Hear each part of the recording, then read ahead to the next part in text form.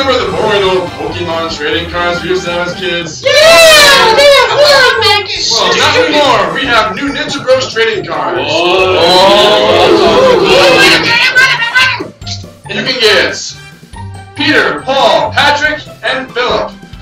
You can also get all the villains from all the episodes. Trade them with your friends with special power-up cards only available for a limited time. I want to get one! And I get the store right now! But in the next 30 minutes, we will give you the entire set for only $95.99. Pick up the phone now and call. Away on the Ninja card. And now, back to the Ninja Bros. In the next few weeks, Titan became infamous. The police could never nab him. The Ninja Bros were never in the right spot. An average of 30 people were murdered every day. The newspapers had headings such as 32 killed last night and policeman murdered. Titan became the #1 most wanted man in America. We joined the Ninja Bros again on a November night. They stand on a rooftop, their silhouettes clearly outlined by the moon. You guys know what to do. Let's start looking. So the bros spread out in all 4 directions to look for Titan. Why do we have to do this? Why can't we just stay home like normal teens? The police get it easy. They set up cameras around the city and watch them while they sip coffee and eat donuts at their stations. Man, that's the good life. Hey, why didn't we bring coffee and donuts? This is ridiculous. Like a world's gonna just come out and growl for us. Patrick leaned over the edge of the building. There in the street stood a massive gray beast, his red eyes fixed on Patrick. Holy cow! There he is! Maybe he sees me! Patrick started running as fast as he could. He pulled out his walkie-talkie. Get over here, guys! He's after me! In 1 leap, Titan jumped up onto the building, landing just behind Patrick. The shock of the impact knocked Patrick off his feet. Whoa! Titan crouched, ready to pounce on Patrick. Oh no!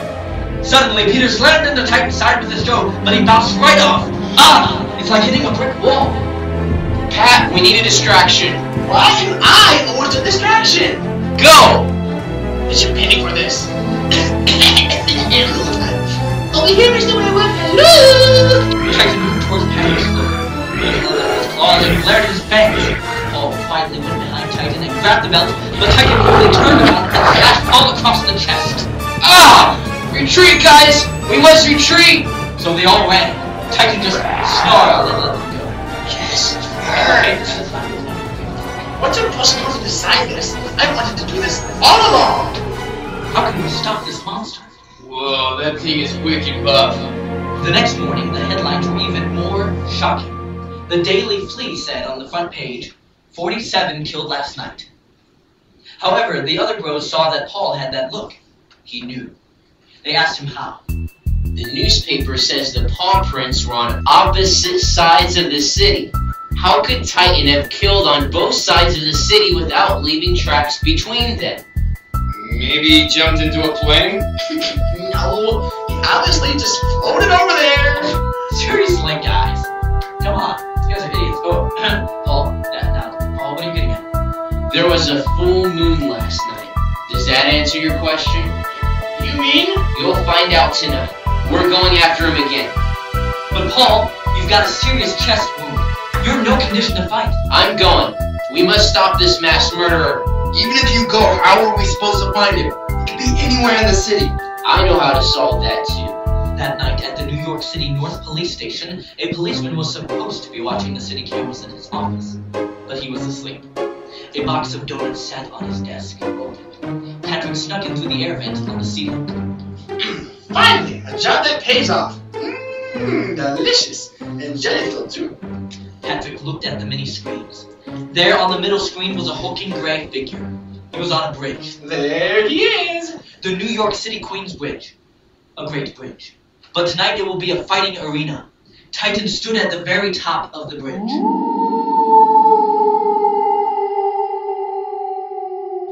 There he is, guys! Let's get him! Paul and Peter started climbing the right side of the bridge. Philip and Patrick started climbing the other side. Paul shouted over to Phil and Patrick. I need a distraction. A good distraction. Pat, you're fired. Yay! The think you can do it, Phil? Piece of cake. Philip jumped onto the steel beam above Titan. Then he lashed him with his whip to get his attention. Hey, Ugly! Philip then swung down onto the same steel beam as Titan. Titan snarled and put Philip in the corner. Oh, hello! Before I become werewolf chow! Titan raised his giant hand, his sharp claws gleaming in the air. His red eyes spoke only of death. Philip shut his eyes as tight as he could. Paul quickly cut the belt with his ninja star and ripped it off. Titan suddenly transformed back into his normal human self. No! My belt! I must have my belt! He ran for Paul as a man with a steep addiction. His bloodshot eyes and gnarled skin told of his torturous enslavement to the Hexen. Give me my belt! Forget it, Titan. It's over. With that, Paul threw the belt into the ocean below. But not quite. Down on the street below stood another werewolf. He was bigger and more fierce looking than Titan. Faster than the eye could follow, he picked up a nearby car and hurled it at Titan. Look out! Paul pushed Titan out of the way just in time. The car smashed into the steel. Phil, get Professor Titan to safety. Will do. While Philip did that, the other werewolf leaped onto the steel beam Paul was on. He stood across from Paul and stared at him with his piercing eyes.